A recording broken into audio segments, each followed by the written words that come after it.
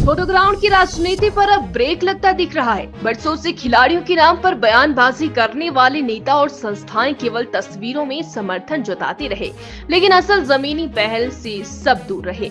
इस बार भाजपा नेता राजेश कश्यप ने वो कर दिखाया जो कोई नहीं कर पाया। उन्होंने केवल भाषण नहीं दिया बल्कि खिलाड़ियों की समस्या को प्रशासन की चौखट तक पहुंचाया।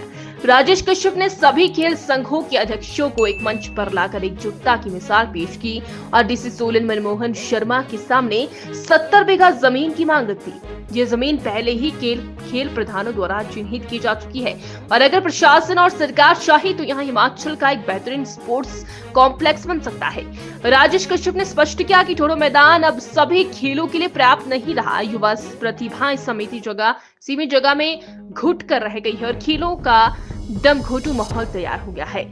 उन्होंने कहा कि वे स्वास्थ्य मंत्री और खेल मंत्री दोनों से मिलेंगे और तब तक चैन से नहीं बैठेंगे जब तक कि जमीन खिलाड़ियों को नहीं मिल जाती। उन्होंने कहा कि ठोडो मैदान में बहुत से कार्यक्रम होते हैं जिन आयोजनों का होना भी जरूरी है, लेकिन खिलाड़ियों के लिए अगर सरकार चाहे तो बेहतरीन मैदान दे सकती है। देखिए, सोलन एक ऐसा शहर है, इकलौता शहर है हिमाचल प्रदेश का, जहाँ पे जो हमारे युवा है उनके लिए खेल की कोई भी मैदान जो है उपलब्ध नहीं है। एक फोटो ग्राउंड है जिसमें दुनिया भर की एक्टिविटीज होती है, तो खेल मैदान के लिए जो है लैंड उपलब्ध हो, उसके लिए आज जितनी भी हमारी एसोसिएशंस हैं और रिकॉग्नाइज्ड एसोसिएशन है गवर्नमेंट से, उसमें चाहे क्रिकेट की हो, हॉकी की हो, फुटबॉल की हो, किक बॉक्सिंग है, वॉलीबॉल है, बास्केटबॉल है, एथलेटिक्स हैं, सभी इसके बैडमिंटन है, ये सभी प्लेयर्स हैं, पूर्व खिलाड़ी भी हैं और कोचेज भी हैं। ये सभी आज हमने इकट्ठे होकर के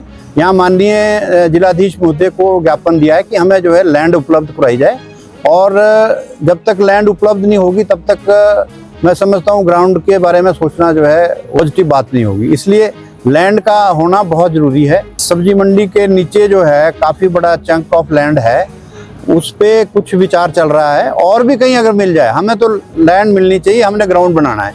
और ग्राउंड के लिए भी हमने जहाँ तक बात की है, केंद्रीय सरकार जो है काफ़ी पैसा जो है आज खेलो इंडिया के तहत वो केंद्रीय सरकार राज्य सरकारों को दे रही है, तो जब तक लैंड नहीं होगी स्पोर्ट्स डिपार्टमेंट के पास तब तक वो पैसा भी उपलब्ध नहीं हो सकता है।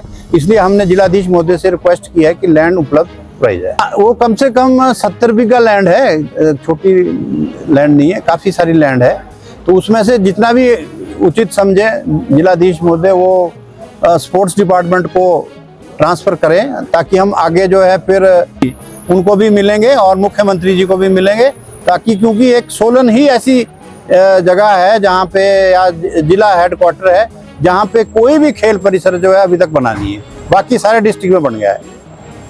आप लोग कितनी डिमांड करते हैं, कितनी बीघा जो लैंड है वो होनी चाहिए?